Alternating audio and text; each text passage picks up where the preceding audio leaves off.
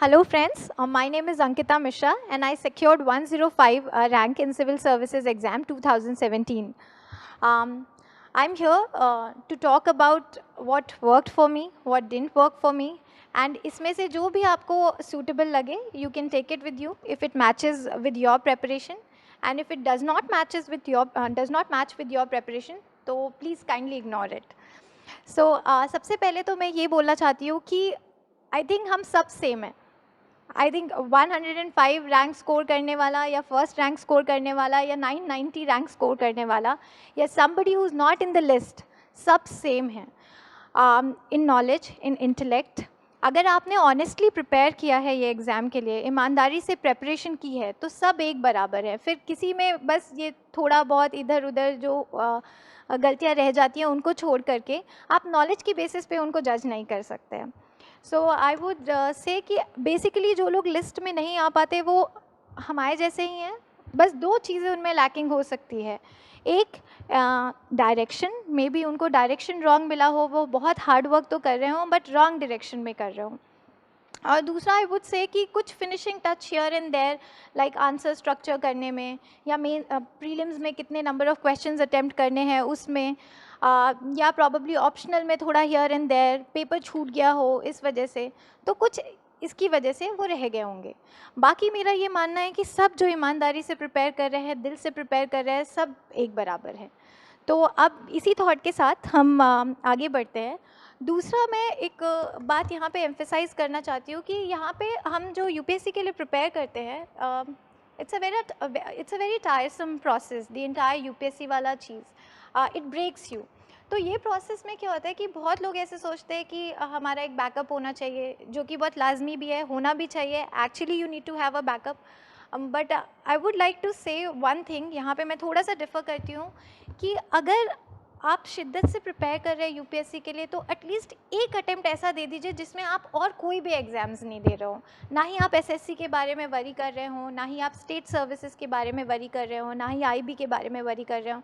सो एक अटेम्प्ट ऐसा हो, एक साल ऐसा हो जिसमें आपने फुल फ्लेजेडली एकदम ध्यान अपना यूपीएससी को ही मान करके यूपीएससी पे ही डाला है और सिर्फ उसी के लिए प्रिपेयर कर रहे हैं. क्योंकि आप कितनी भी कोशिश करें, लोग कितना भी बोलें कि अरे यूपीएससी के लिए प्रिपेयर कर रहे हो, इतना हाई लेवल है, ये सारे एग्ज़ाम्स तो दे ही दोगे. I know people say that, but कुछ भी कहें, थोड़ा डिफरेंट उनकी पढ़ाई होती ही है, थोड़ा ज़्यादा फैक्चुअल होते हैं वो, और ना चाहते हुए भी आपके 15-20 दिन इधर उधर उनके लिए प्रिपेयर करने में या उनके लिए ट्रैवल करके जाके एग्ज़ाम सेंटर तक पहुँचने में आपके वेस्ट हो जाते हैं.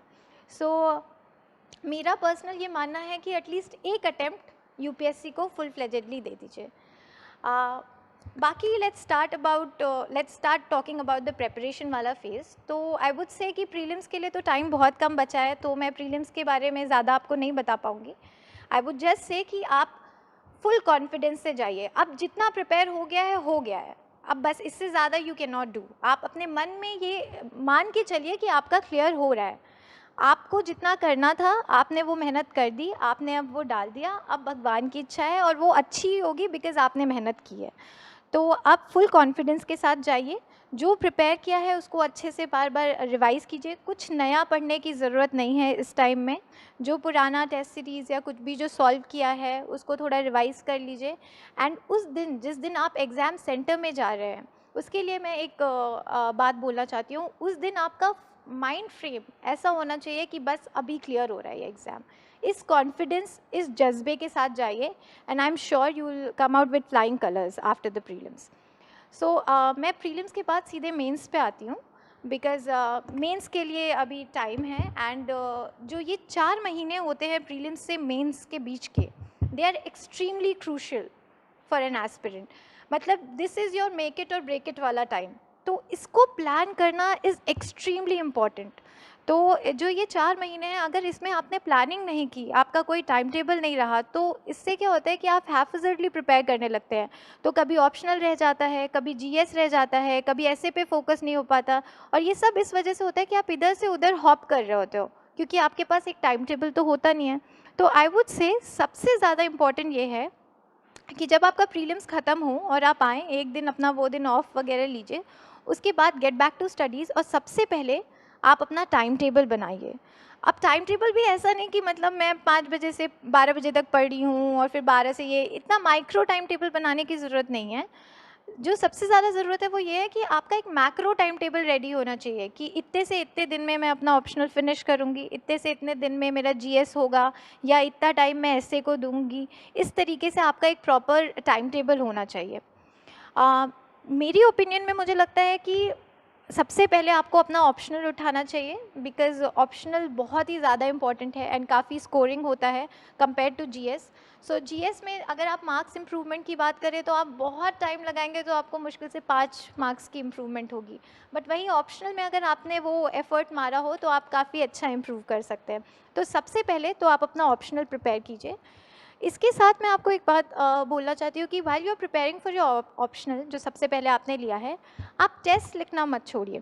तो प्रीलिम्स के बाद जो भी आपने टेस्ट सीरीज़ लगाई हो, जैसे कि एमजीपी बहुत अच्छा है, मैंने एमजीपी लगाई थी फोरम आईएएस की, या अगर आपको विजन अच्छा लग रहा है तो आप वो लगा लीजिए। तो सबसे पहले जब आप टेस्ट सीरीज़ जो भी आप लगा रहे हैं, तुरंत आप प्रीलिम्स के बाद लगा रहे हैं, तो आप suppose you have a week, तो वीक में 4 डेज़ आप प्रॉपर्ली ऑप्शनल की पढ़ाई कीजिए। और ऑप्शनल में भी आप सेक्शनल टेस्ट, जैसे आपने 4 दिन पढ़ाई की, 4 या 5 दिन, तो उसका तुरंत सेक्शनल वाला टेस्ट जो सेक्शन आपका प्रिपेयर हुआ है उसका जाके दे आइए। मतलब उसमें थोड़ा भी ये मत सोचिए कि अरे अभी तो प्रिपेयर नहीं है, अभी तो जस्ट ऑप्शनल शुरू किया है, बाद में देंगे, एक बार पूरा सिलेबस फिनिश हो जाएगा तब देंगे, बिकॉज ऐसा कभी नहीं होगा।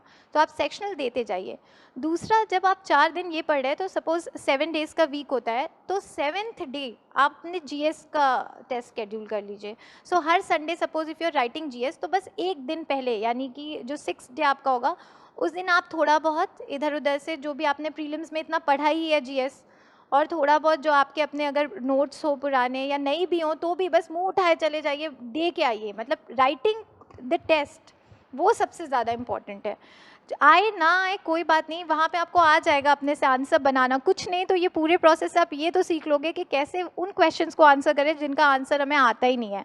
होता था ना पहले, मतलब आई थिंक जो भी इंजीनियर्स हैं या जिन्होंने भी ग्रेजुएशन किया, ग्रेजुएशन में होता था ना सेमेस्टर्स में बहुत टाइम ऐसा होता है कि कोई क्वेश्चन नहीं आता, हम बना के आ जाते हैं। सो बना के ही आइए, बट राइट, एटलीस्ट आपकी राइटिंग स्किल उससे इम्प्रूव होगी। So one is that. Once आपका ऑप्शनल जब फिनिश हो जाता है, then you can start full fledged GS का प्रेपरेशन। बिकॉज एक बार अगर ऑप्शनल पढ़ने का हो गया ना, पूरा आपने अच्छे से पढ़ लिया, तो उसके बाद आपको I think hardly a week लगेगा उसको वापस रिवाइज करने में। तो इसलिए जब ऑप्शनल आपका फिनिश हो जाता है, इट विल टेक अराउंड 20-25 और 1 मंथ व्हाट्सोएवर, जो भी टाइम लग रहा है, उसके बाद आप अपना जीएस शुरू कर दीजिए। तो जीएस में मैं सबसे पहले बोलूँगी कि I think you should target ethics. Ethics में आपको क्या करना है कि मैंने तो एथिक्स वैसे पढ़ा नहीं था, तो मैं एथिक्स के बारे में आपको कुछ अच्छे से सजेस्ट नहीं कर पाऊँगी, because I am not the right person to do so. But आपको मैं ऐसा सजेस्ट नहीं कर रही हूँ। आपके जो भी नोट्स है, अगर आप वाजीराम फॉलो करते हैं तो वाजीराम, या जो भी नोट्स है वहाँ से कर लीजिए, या अगर आपने अपने पहले बनाए हों तो उनको रेफ़र कर लीजिए। मेरा आइडिया ये था कि जो भी टॉपिक्स, जो भी सिलेबस में जो वर्ड्स लिखे हुए हैं एथिक्स के, उनको एक A4 शीट पे उनकी अपनी खुद की डेफिनेशन लिख के अपने एक नोट्स बना लीजिए, और उन हर वर्ड से रिलेटेड एक एग्जाम्पल आपके पास रेडी होना चाहिए। और ये सब आप पूरा काम फिनिश कर सकते हैं क्लोज टू 1 वीक में, ये सब हो जाएगा। So once you are done with ethics, आपका GS4 जब कंप्लीट हो जाए, तो उसके बाद आप GS 1, 2, 3 इनकी तो साथ साइड बाय साइड प्रेपरेशन कर सकते हैं। And by that time market में ये मेंस 365 और ऐसी इस तरीके की काफ़ी बुकलेट्स आ जाएंगी, जिससे आपका GS पेपर 2 और 3 ऑलमोस्ट प्रिपेयर ही हो जाएगा। तो अभी आपका फोकस ये होना चाहिए कि जो बाद में, जो ऑप्शनल के बाद वाला टाइम है, कि उसमें आप अपने हिसाब से अपनी सूटेबिलिटी के अकॉर्डिंग जीएस की प्रेपरेशन कर रहे हैं। And at the same time optional जो आपने प्रिपेयर किया था, जो सेक्शनल टेस्ट लिखते थे, वो अब आके छोड़ मत दीजिएगा। तो जो पहले आप जीएस के साथ करते थे, जैसे कि जीएस के साथ ऑप्शनल के टाइम में आप क्या करते थे कि वीक में एक दिन टेस्ट लिख रहे हैं, उसके एक दिन पहले बस रिवाइज कर रहे हैं। So now when you are preparing for GS, do the same for optionals, कि आप 4 दिन जीएस पढ़े या 5 दिन जीएस पढ़े, और छठे दिन ऑप्शनल रिवाइज करके 7वें दिन ऑप्शनल का टेस्ट दे दिया। तो इससे क्या होगा कि आप भूलेंगे नहीं अपना ऑप्शनल। और अपना टाइम टेबल ऐसे बनाइएगा कि एटलीस्ट 2 या 3 रिवीजन हो जाए, जो भी आपने पढ़ा है उसके 2 या 3 रिवीजन आप मेंटेन कर सकें। इस प्रोसेस में मैं एक और बात बोलना चाहती हूँ। उन बच्चों के लिए जिनका ऑप्शनल एक बार ही पहले प्रीलिम्स के प्रिपेयर हो चुका होता है, तो उनको ये सब फॉलो करने में थोड़ा ईज़ होगा, वो जल्दी कर लेंगे। बट वो बच्चे जिन्होंने ऑप्शनल अभी टच भी नहीं किया था प्रीलिम्स के पहले, उनके लिए मैं ये बोलना चाहती हूँ कि आपको थोड़ा ज़्यादा एफर्ट मारना पड़ेगा। तो but it is very much achievable. ऐसे बहुत बच्चे हैं जो ऑप्शनल अपना प्रीलिम्स के बाद ही शुरू करते हैं, तो आप भी कर सकते हैं। तो तुरंत प्रीलिम्स जैसे ही ख़त्म होते हैं, आपका भी फोकस यही होना चाहिए कि फटाफट से ऑप्शनल फिनिश हो। लेकिन आपके लिए क्या ज़्यादा इम्पॉर्टेंट है इज़ रिविज़न, क्योंकि जिन बच्चों का एक बार ही पहले पढ़ के हो जाता है, उनके माइंड में एक पिक्चर क्रिएट हो जाती है, एक पिक्टोग्राफिक मेमोरी के फॉर्म में, या उनको एक ज़्यादा अंडरस्टैंडिंग हो जाती है। तो आपको इसलिए ज़्यादा एफर्ट मारना पड़ेगा। तो इसके लिए आपको क्या करना पड़ेगा कि यू मेक श्योर कि आपके टाइम टेबल में एटलीस्ट 4 टाइम्स ऑप्शनल का रिविज़न हो रहा हो, सो दैट आपको भी उतनी क्लैरिटी रिगार्डिंग ऑप्शनल आ पाए। तो आपको थोड़ा और मेहनत करनी पड़ेगी ऑप्शनल के लिए, कीप दैट इन माइंड। इसके अलावा आई वुड से कि टेस्ट सीरीज़ की इम्पोर्टेंस पे मैं बार बार एम्फसाइज़ करना चाहती हूँ कि बिकॉज टेस्ट सीरीज़ ही एक ऐसी जगह है जहाँ पे आप एक्सपेरिमेंट कर सकते हो। मैंने बहुत एक्सपेरिमेंट किया था टेस्ट सीरीज़ के टाइम में। जैसे एक टेस्ट कोई हो जहाँ पे आप अपना फोकस सिर्फ टाइम मैनेजमेंट रखो, देखो कि किस तरीके से आप अटेम्प्ट करते हो कि आप टाइम पे पेपर फिनिश कर पा रहे हो। फिर कोई एक टेस्ट रख लो जहाँ पे आप अपना फोकस सिर्फ प्रेजेंटेशन पे रख रहे हो कि कौन सा presentation is fetching you good marks, या वो प्रेजेंटेशन से टाइम मैनेज हो रहा है या नहीं, क्या हो रहा है। So you know try an experiment. जो भी आपके माइंड में आ रहा है ना कि इस तरीके से मैं पेपर को अप्रोच करना चाहता हूँ या चाहती हूँ, या उस तरीके से चाहती हूँ, वो सब टेस्ट सीरीज़ में करके देख लो और फिर इसमें से फाइंड आउट करो कि आपके लिए बेस्ट कौन सा था। लास्ट में I would like to talk about MGP programme मैंने जो ज्वाइन किया था फोरम IS में। So basically I benefited a lot from it. तो मैं आपको भी इसलिए बताना चाहती हूँ कि आप इसका बेस्ट इस्तेमाल कैसे कर सकते हैं। तो पहली चीज़ तो वो हर टेस्ट सीरीज़ के लिए, not only for MGP, is be regular to your test. No matter what, आए नहीं आए, क्या हो रहा है, सर दर्द हो रहा है, तो फिर कभी कभी लगता है गर्मी हो रही है, इतना चल के कौन जाएगा, क्यों करे, नहीं जाना है। जिम जैसे जाते हैं ना बच्चे की, जिम होता है कि बस हम जिम की मेंबरशिप तो ले लेते हैं बट फिर जाते नहीं आलस में, लेकिन जाना उतना ही इम्पॉर्टेंट होता है। सो सिमिलरली MGP प्रोग्राम को या कोई भी टेस्ट सीरीज़ को treat it as your gym, कि आपको जाना है। तो आप कुछ भी हो, be regular to your test, prepared हो ना हो, आप जाके लिख के आ जाइए, कुछ भी लिख के आ जाइए, कुछ तो गेन करेंगे, सोल्यूशन से कुछ तो गेन करेंगे। तो पहले आप टेस्ट दीजिए, रेगुलर होइए इसमें। सेकेंडली डिस्कशन वीडियोस देखिए, कोशिश कीजिए देखिए। मैं पर्सनली नहीं देखती थी तो बट मैं ऐसा सजेस्ट नहीं करती हूँ कि आप मत देखिए। अगर आपको लगता है कि आपका कोई टॉपिक है तो आप डिस्कशन वीडियो में एक और चीज़ कर सकते हैं कि आप स्किप कर करके भी देख सकते हैं। तो जो पॉइंट या जो क्वेश्चन आपको ऐसा लग रहा है कि आप उसमें फंस रहे थे या उसके बारे में आपको आइडिया कम है, स्किप कर करके वो पार्ट वीडियो का देख लीजिए। उसके बाद आप अपना पहले आंसर कॉपी देखिए कि कौन क्या क्या कमेंट्स है उसमें, क्या क्या चीज़ें थी जो लैकिंग थी उसमें, आपको क्या फील होता है कि आप कैसे उसको थोड़ा और बेटर कर सकते थे। उसके बाद मेक श्योर कि आप यहाँ आके अपने मेंटोर को मिलिए। ये सबसे ज़्यादा इम्पॉर्टेंट है, क्योंकि जनरली क्या होता है कि हमने कॉपी दे दी, चेक हो गई, हम कभी मेंटोर को मिलते नहीं हैं।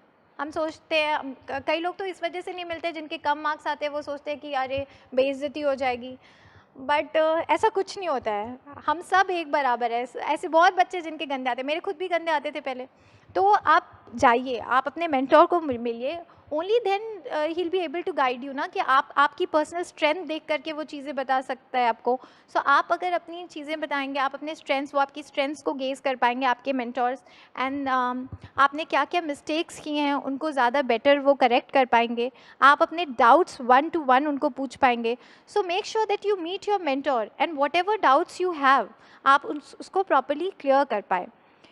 लास्ट में मैं ये बोलूँगी कि यूजुअली हम सब ये सारे काम तो करते ही करते हैं कि ठीक है टेस्ट पेपर दे दिया, कमेंट्स पढ़ लिए, सब कुछ, बट लास्ट में हम उन पे वर्क करना भूल जाते हैं। तो सपोज़ आज टेस्ट नंबर 1 था, वो दे के आ गए, आज हमें अपनी मिस्टेक पता लग गई, सब कुछ हो गया, उस वक्त की थोड़े टाइम की रियलाइजेशन है, but we forget to incorporate the improvements in the next test. So make sure कि हर टेस्ट में जो आप लर्न कर रहे हैं उससे कुछ सीख करके इम्प्रूव करें अपने नेक्स्ट टेस्ट में और उसको इनकॉर्पोरेट करने की कोशिश करें। In the end I would like to say कि ये सारी चीज़ें एक तरफ एंड योर हार्ट एक तरफ, अगर ये सब आपको फील होता है कि नहीं ये सब नहीं वर्क कर रहा, कुछ नहीं वर्क कर रहा है, गो बाय योर हार्ट। अगर आपको लगता है कि देखिए फीडबैक्स तो आपको बहुत मिलेंगे आपके अच्छे के लिए, बट अगर आपको लगता है कि वो फीडबैक्स आपके स्ट्रेंथ पे वर्क नहीं कर रहे हैं और आपको रियलाइजेशन है कि आपका स्ट्रेंथ क्या है, तो you focus on your strength, you focus on what your heart says and I think you will do good. मेरा बस ये मानना है कि अगर आप सच में ईमानदारी से प्रेपरेशन कर रहे हैं ना और एक डायरेक्शन के साथ प्रेपरेशन कर रहे हैं, you are in the list and all the best to you and I think you will do good. Thank you.